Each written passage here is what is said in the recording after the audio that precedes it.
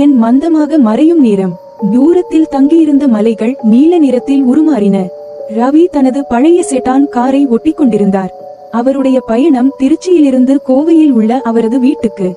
வாகன சாலையில் மிகுந்த மந்தமான போக்குவரத்து, மீதமிருந்த ஒளி வெறுமனே தனிமையுடன் பயணம் செய்யும் மனநிலையை உருவாக்கியது. ஆனால் இது ஓரளவிற்கு ரவிக்கு சரியாக இருந்தது. தனிமை அவனுக்கு நிச்சயமாய் சுலபமானது. ஆனால் அந்த இரவு மட்டும் புதுமையாக இருந்தது. மெல்ல எழுந்த காற்று சாலையின் ஓரமாக வீசின. மேலும் அவ்வப்போது மரங்களின் இடையே குரங்குகளின் சப்தம் கேட்கப்பட்டது. வாகனம் ஓடிக்கொண்டிருந்தபோது திடீரென்று சாலையின் ஓரத்தில் ஒரு சிலம்பும் குரலானது. குரல் மற்றும் சிறப்பு வடிவம் ரவி சிறிது நேரத்தில் உணர்ந்தார். சாலையின் ஓரத்தில் ஒரு பெண் இருந்தார். அவர் அந்நியமாகவும் ஒரு வித துக்கத்துடன் இருந்தார்.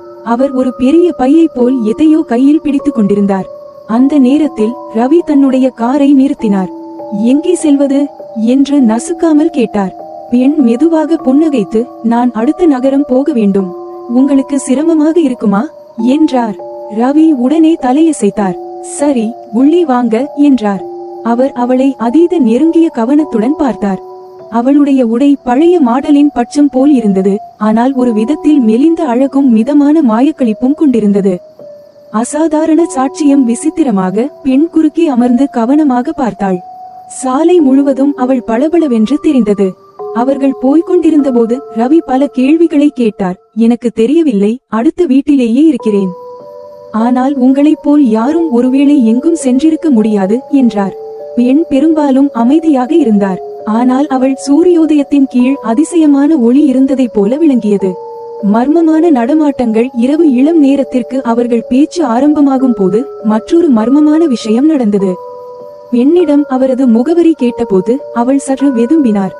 நீங்கள் என்னை அந்த சாலை மூலையில் இறக்குங்கள், நான் அங்கேயே சரியாக இருப்பேன் என்றார். ரவி அதில் சற்று குளிர்ந்தார். அவளின் குரல் மென்மையாக இருந்தாலும் அங்கே ஒரு வித மர்மம் இருந்தது. பொதுவாக ரவி அந்த இடத்துக்கு நேராக போனார். ஆனால் அவர் பெண்ணை விட சிறிது நேரம் கழித்து திரும்பி பார்த்தபோது அவள் அங்கேயே இல்லை. வினா மற்றும் பதில் தேடல். திடீர் பயத்தில் ரவி அருகிலுள்ள வீடுகளுக்கு சென்று அதன் சாட்சி கேட்க முயன்றார். அவர் அவளை விடுத்த இடத்திலிருந்து சில மைல்களுக்கு முன்னே தெரிந்த தேவாலயத்தின் பக்கத்தில் ஒரு பழமையான வீட்டை கண்டார். அந்த வீட்டில் உள்ள மூத்த வயதான ஒரு மனிதரை தொடர்பு கொண்டார். இந்த உருவத்தை பற்றிய எந்த தகவலும் உங்களுக்கு தெரியுமா என்று கேட்டார். மூத்தவர் சில சமயங்கள் அமைதியாய் இருந்தார். பின்னர் ஒரு சிரிக்க முடியாத புன்னகையுடன் சொன்னார், அது ஏன் தெரியுமா, அந்த பெண் அப்படியே இவ்வளவு காலத்திற்கு முன்பு இங்கேயே இறந்துவிட்டார். ரவி அதிர்ச்சியடைந்தார். இறுதி புரிதல். அந்த சாட்சியம் உண்மை என ரவிக்கு தெளிவானது. அப்பெண் எதுவும் மரணத்திற்கு பிறகும் தனது பயணத்தை முடிக்காத ஒரு மாயவரல் ஆவியாக இருந்திருக்கலாம். அந்த கதையுடன் ரவியின் நெஞ்சில் ஒரு மாய காதல் புனிதமாய் நிலைத்தது. ரவி அந்த மூதாட்டியின் வார்த்தைகளை முடிக்க முடியாமல் கேட்டார், அவங்க இறந்து விட்டாங்க, அது எப்படி சாத்தியம்? மூதாட்டி மெதுவாக கூறினார், நீ சொல்வது அந்த பெண்ணின் உருவத்தாய் இருக்க வேண்டும். அவள் இந்த சாலையில் பல ஆண்டுகளுக்கு முன்பு ஒரு விபத்தில் இறந்தார். அவளது பெயர் லீலா.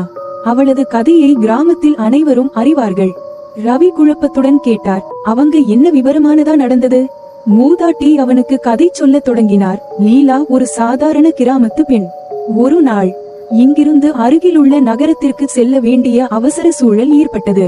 அவள் அப்போது வாகனத்திற்காக சாலையின் ஓரமாக காத்திருந்தாள். ஆனால் அவளது துரதிர்ஷ்டவசமாக அந்த இரவு மழை சூழ்ந்த சாலையில் ஒரு வேகமான வாகனம் அவளை மோதியது.